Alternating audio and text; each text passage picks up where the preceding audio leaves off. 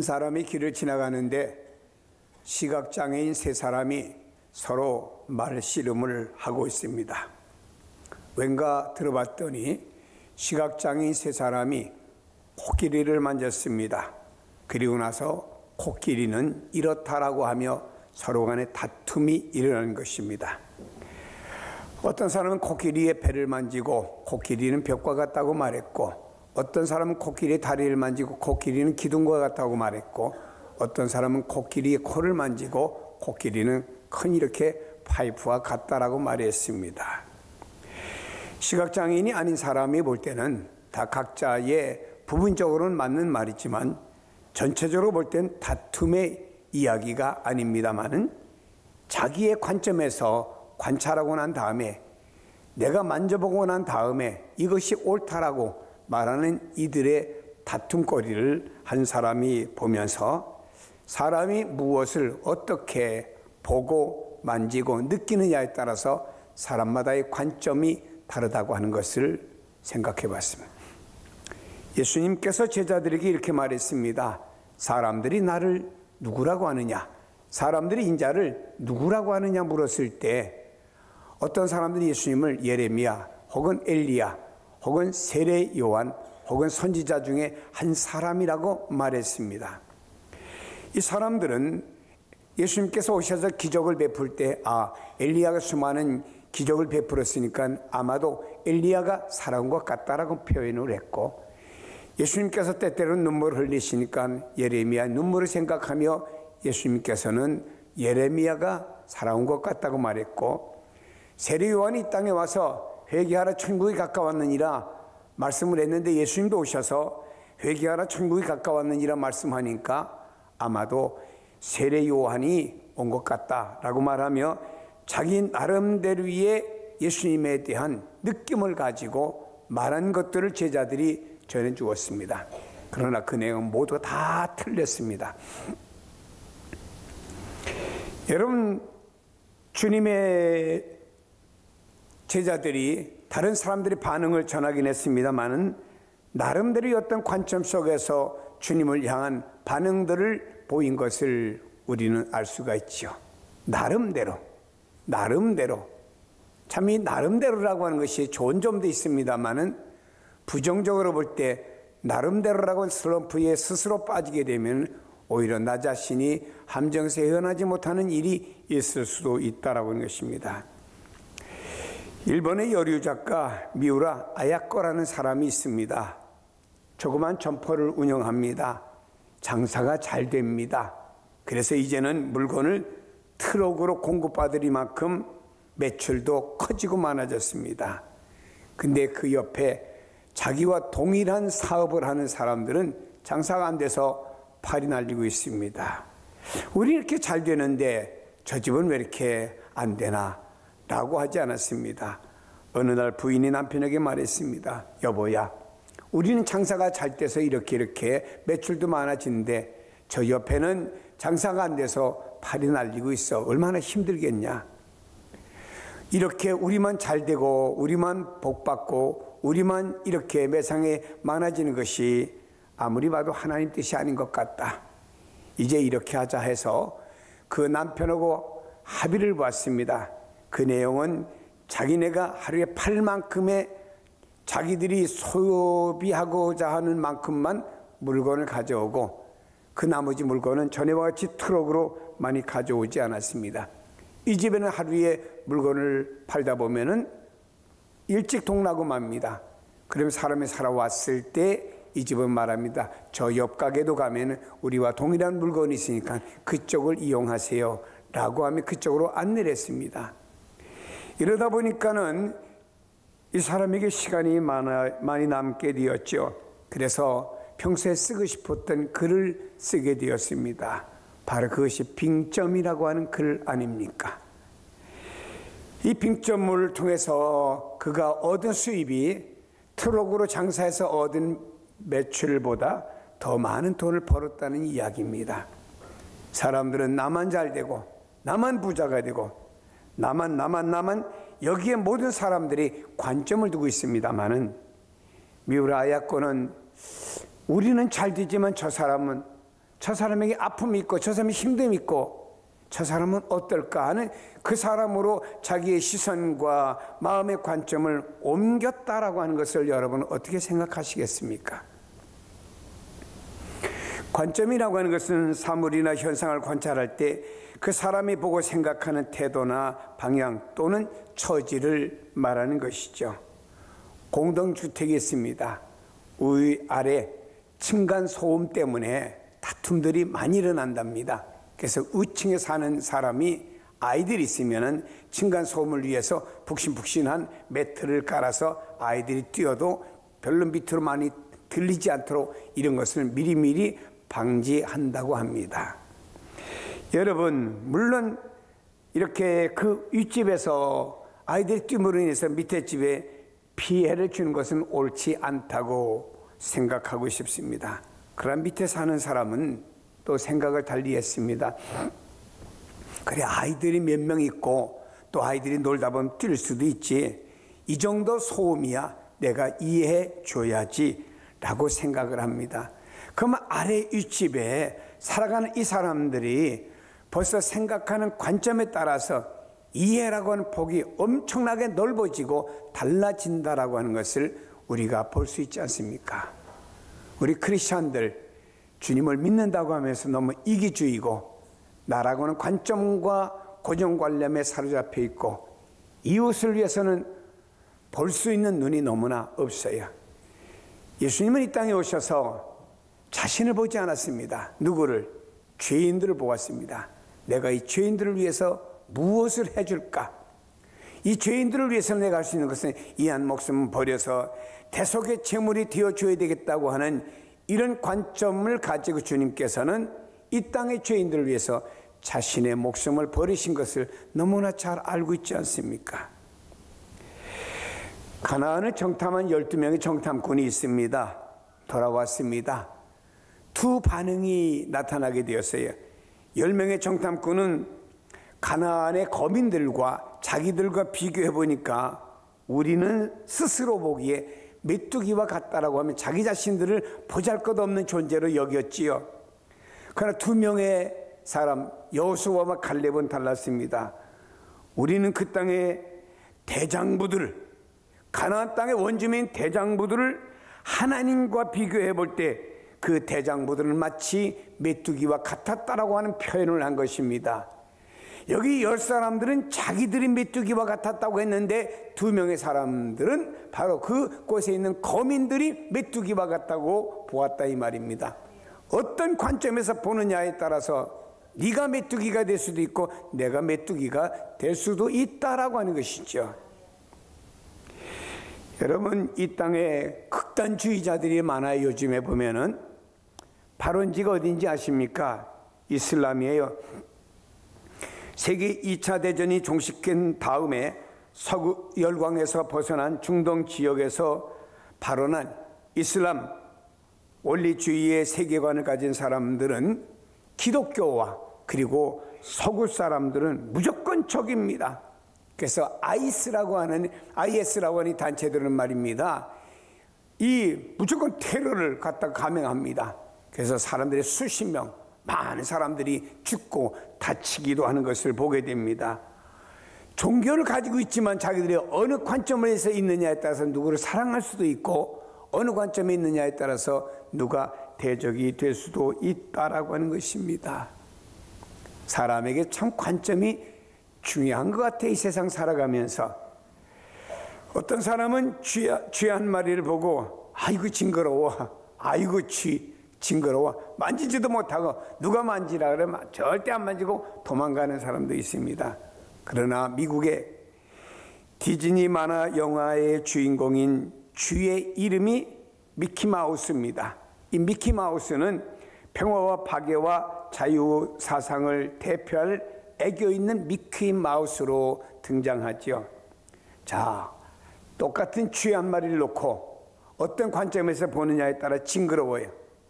어떤 관점에서 보느냐, 미키마우스, 사랑스러울 수도 있다라고 하는 것입니다.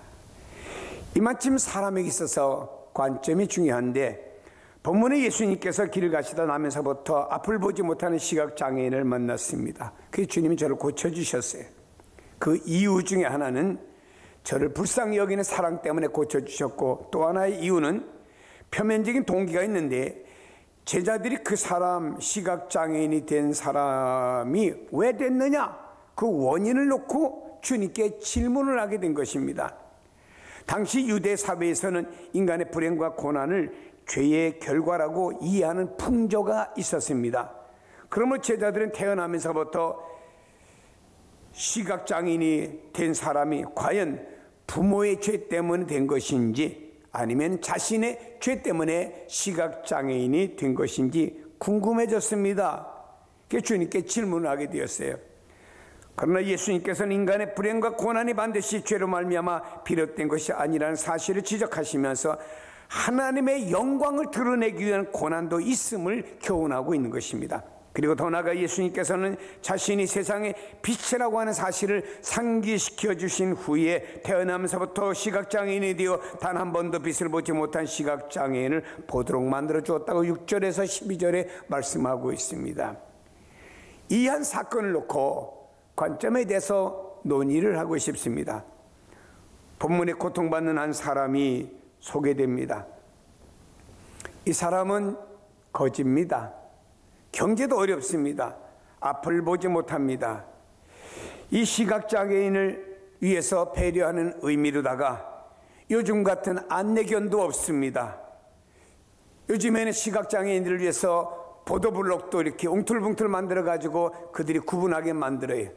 건물을 지을 때는 건물 안에는 이렇게 이런 보도블록을 깔도록 되어 있습니다. 우리 교회도 안에 보면 웅틀붕틀한 노란 이런 색깔이 있는 것은 바로 건축법에 바로 장애우를 위해서 만들어야 되는 의무사항이기 때문에 만든 것이죠. 이런 블록도 없었습니다. 그리고 여러분 신호등에 가면은요, 버튼을 누르면은 차가 지나가고 있습니다. 혹은 횡단보도에 불이 켜졌습니다. 건너가세요 하는 안내 음성이 들립니다. 그런 안내 음성을 들려주는 이런 내용도 당시에는 없었습니다.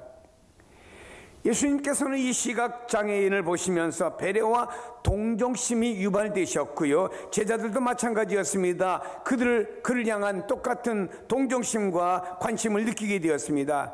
왜냐하면 제자들은 시각장애인이 일평생 저렇게 처절하게 고통을 받아야 되는데 왜 저렇게 받아야 되느냐, 저 사람은 왜 저렇게 태어나서 저런 고통을 받아야 되느냐, 여기에 의문점을 갖게 되었습니다.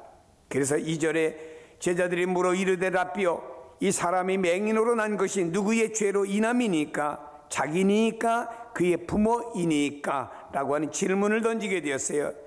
제자들은 이 사람이 너무 불쌍했습니다. 왜 이렇게 태어났느냐, 왜 이렇게 거린으로 이렇게 힘들게 살아가야 되느냐, 이게 왜 이러느냐, 원인이 무엇이냐, 자기 죄냐 부모의 죄냐. 제자들은 자신의 관점 속에서 주님께 질문을 하게 되었습니다. 제자들의 질문 속에는 당시 유대교의 그 질병에 대한 통속적인 관념이 잘 표현되어져 있습니다. 다시 말해 유대인들은 일반적으로 그 당시에 나병이라든지 앞을 보지 못하든지 귀머거리라든지 특별히 불치의 병으로 혹은 불구로서 살아가는 사람을 죄의 징벌로 생각을 했습니다. 이 말씀은 신명기 28장 61절에 또 이 율법책에 기록하지 아니한 모든 질병과 모든 재앙이 내게 멸망하기까지 여호와께서 내게 내리실 것이니, 여호와께서 질병과 모든 재앙이 내게 내리신다, 이것에 근거해서 바로 유대인들은 예수님 당시에도 이런 모든 질병과 불치의 병은 바로 죄의 결과라고 생각을 한 것입니다. 여러분, 이들은 또 불치의 병을 만났을 때 부모의 죄 때문이라고 이해하기도 했습니다. 민수기 14장 18절에 보니 아버지의 죄악이 자식에게 갚아 3대까지 이르게 하리라. 부모의 죄 때문에 자식들이 고통을 당한다, 이런 말입니다. 그래서 이런 관점 속에서 제자들은 이 사람이 이렇게 고통을 받는 것은 부모 때문에 그렇습니까? 아니면 자신 때문에 그렇습니까? 누구의 죄 때문입니까? 라고 주님께 질문을 한 것입니다.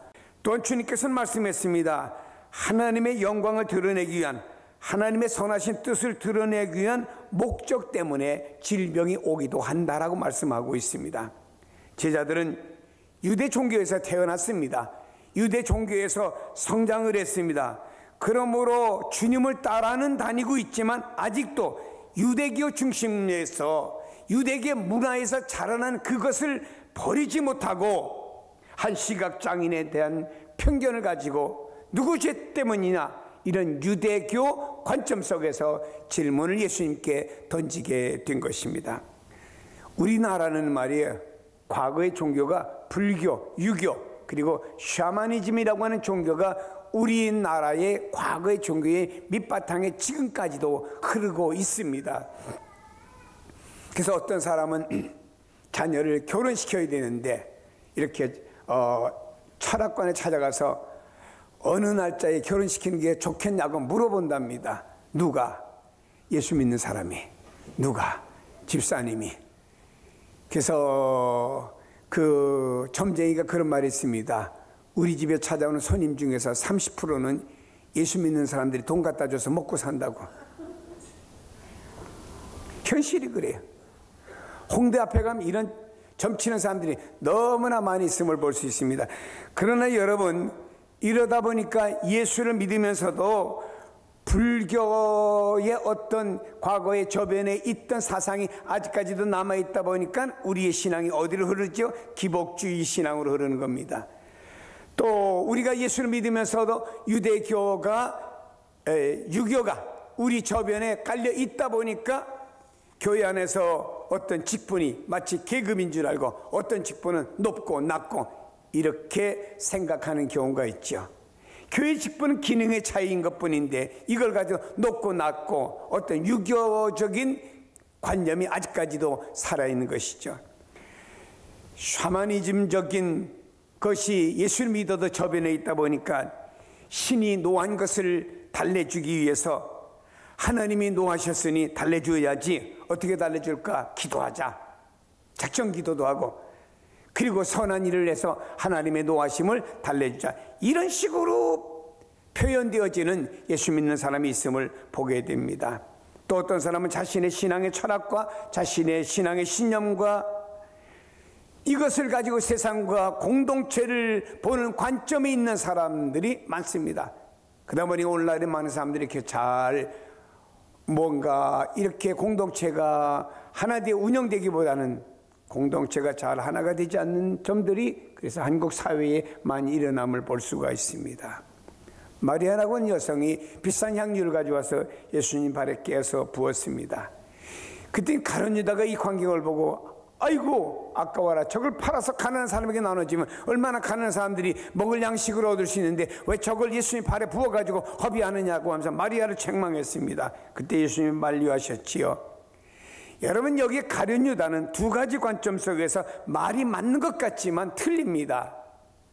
아니, 가룟 유다의 말을 들으면 맞지요. 그걸 예수님 발에 붓는 것보다는 그걸 팔아가고 가난한 사람에게 나눠주면 얼마나 많은 사람들이 구제를 받고 일용할 양식 생기겠습니까? 여러분들이 어떤 세상적인 관념을 가지고 보면 이 가룟 유다의 말이 맞을 수도 있다라고 긍정할는지 모릅니다. 그러나 이건 두 가지 면에 틀려요.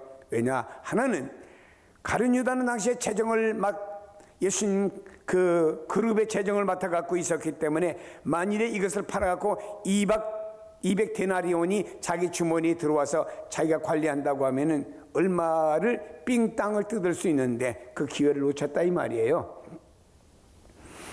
또 하나는 이 여인이 이렇게 향유를 부은 것은 예수님의 장례를 예비했다고 주님 말씀했습니다. 왜입니까? 예수님께서 금일날 이렇게 돌아가시자마자 바로 장례를 지내는 바람에 예수님께 향유를 붓거나 하지 못하고 갑자기 장례를 지냈습니다. 그러므로 이 여인은 미리 내 장례를 준비했다고 하면서 성경이 기록되는 곳마다 이 여자의 행하는 모든 것을 기록하고 칭찬해 주라고 주님 말씀하셨지요. 무슨 얘기입니까?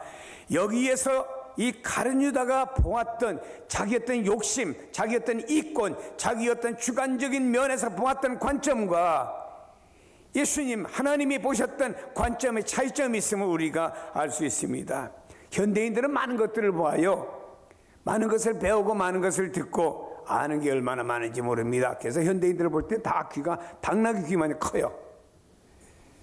요즘 TV가 보면요, 아주 박사를 만들어요. TV에 보면 나와서 많은 사람들이 자기 전문적인 지식을 가지고 말하다 보니까 그걸 듣다 보면은 나도 간접적인 준 박사가 되는 경우가 많이 있습니다.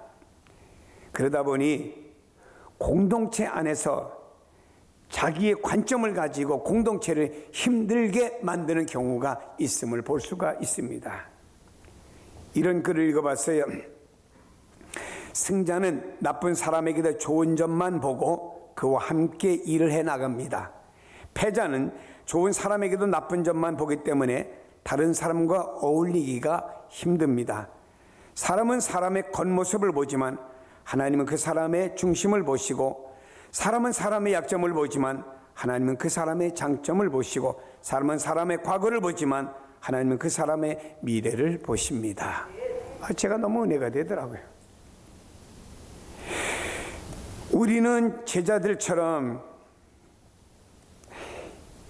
이 사람이 이렇게 시각장애인이 된 거 본인 때문이요, 부모 때문이요, 이런 우리의 사고, 잘못된 사고를 우리는 좀 고쳐야 되겠어요.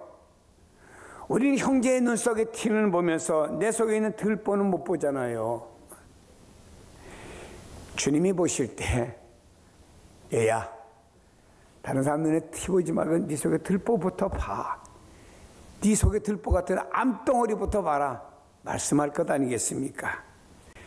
오늘 우리의 관점을 예수님의 관점으로 좀 체인지하는, 바꾸는 이런 우리의 삶으로 좀 변화되어져야 되겠습니다. 어느 사람이 크게 사업에 성공했습니다. 많은 돈을 벌었어요. 부자가 됐습니다. 부를 바탕으로 해서 큰 권력마저 가지게 되는 사업가, 참 돈과 권력을 다 가지게 되니 얼마나 좋습니까? 한 가지 고민이 있어요. 주변의 사람들이 자신이 가진 돈과 권력에만 관심을 가지고 이용하려고 하지 자기와 진심을 나누려고 하는 사람이 한 사람도 없는 것이 문제라고 생각하고 고민하게 되었습니다. 그러다가 어릴 적에 존경했던 스승님을 찾아가서 상담을 받게 되었죠. 스승님은 말했습니다. 자네가 인간관계를 고민하는 이유는 세 가지를 해야 할 일을 하지 않고 미루고 있기 때문에 당신은 인간관계에 고민을 하고 있다. 첫째는 빚을 갚는 일이고, 두 번째는 용서를 구하는 일이고, 세 번째는 사랑을 고백하는 일이다. 사업가가 대답을 했습니다. 스승님, 저는 누구에게 돈 빌린 적이 없기 때문에 빚을 갚을 게 없거든요. 그리고 누구에게 용서를 구할 만큼 잘못한 일도 없습니다. 사랑을 고백할 만큼의 좋은 사람도 주변에 없습니다. 그랬더니 스승님이 이렇게 말했습니다. 첫째로 빚을 갚는 일이 뭔지 아느냐? 누군가 자네에게 보여준 밝은 미소가 있고, 누군가가 자네에게 친절하게 말해주는 말투가 있고, 누군가가 자네에게 따뜻하게 만들어진 행복한 모습, 전부가 자네가 갚아야 될 빚이네. 두 번째로 용서를 구하는 일이 뭔지 아냐? 자네가 싫어하는 사람을 계속 싫어하고 그를 사랑하지 못하고 그를 용서하지 못하는 행동이 바로 용서를 구해야 될 일이네. 세 번째로 사랑을 고백하는 일이 뭔지 아느냐? 누구나를 사랑하는 마음과 사랑을 받을 공간이 다 존재하고 있는데 그걸 찾아서 고백할 수 있다라고 하면은 자네의 마음속에 고민거리는 사라질 걸세라고 하는 말을 했습니다. 그렇습니다. 우리가 이 세상 삽니다. 예수 믿습니다. 하나님의 자녀라고 부르고 있습니다. 어떤 관점인가요? 제자들의 관점도 있고 예수님의 관점도 있습니다. 관점의 변화가 있을 때 나를 통해서 공동체, 아니 우리 가정이 더 건강해지고 이 사회가 아름다워지고 교회가 아름다워지고 우리가 있는 공동체는 어디 있든지 간에 그 공동체가 사랑스러운 공동체로 변화될 것입니다. 문제는 내가 아니고 나라는 사실을 깨닫고 나의 관점이 달라질 때 모든 주변이 달라질 줄로 믿으시기를 축복합니다.